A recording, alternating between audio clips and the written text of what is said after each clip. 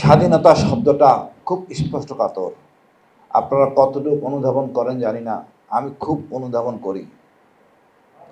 আমি সেনাবাহিনীর একজন বীর প্রতীক, পুলিশের র্যাবের বিপিএম, মূলত জঙ্গি দমন করার জন্য বিডিআর থেকে রাইফেল পদক, 3টা সাহসিকতার পদক থাকার পরও আপনারা শুনছেন আমি 2বার গুম।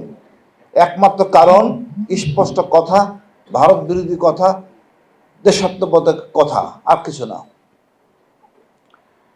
আমরা এই স্বাধীনতা হারাই পলাশির যুদ্ধে।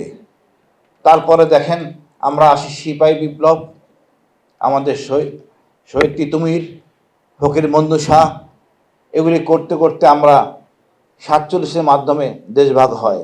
এটাও আমাদের একটা স্বাধীনতা।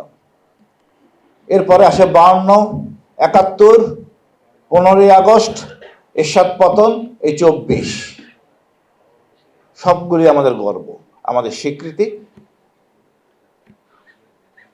আমরা এই স্বাধীনতা নিয়ে কথা বলি কেন? নির্যাতন, নিপীড়ন, গুম, খুন, কত কিছু। সর্বশেষ 24-এর আগে যে সময়টা ছিল, হাতে সবগুলি নখ তুলে ফেলা হইতো, চোখ বেঁধে রাখা হইতো, কি করা হয় নাই। আমরা আন্দোলন করেছিলাম ব্রিটিশের বিরুদ্ধে। ব্রিটিশ সাদা চামড়া চলে গেছে, কিন্তু আইনটা যায় নাই, আইনের পরিবর্তন হয় নাই।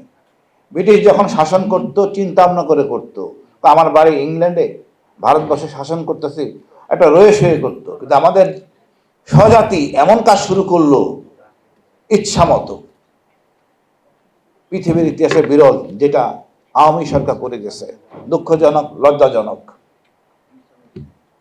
আমরা এই আইন পরিবর্তন এখনো করতে পারি নাই। আইন পরিবর্তন না করলে আমরা কোনো ফসল পাবো না।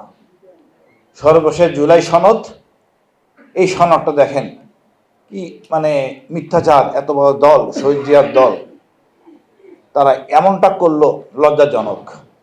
তারা মূল জায়গা থেকে সরে গেছে। জনগণ সব শক্তির মালিক, এর কাছে না থাকলে আপনি কোথাও থাকতে পারবেন না।